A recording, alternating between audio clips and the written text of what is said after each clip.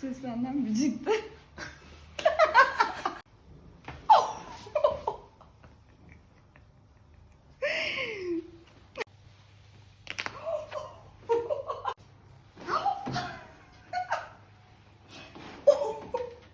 Ay hocam çok süpersiniz. Harikasınız.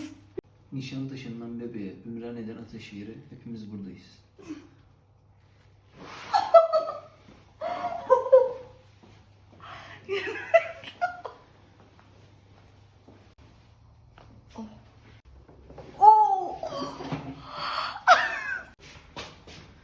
Nasılsınız? Harikayım. Efsane işler çıkartıyor hocam.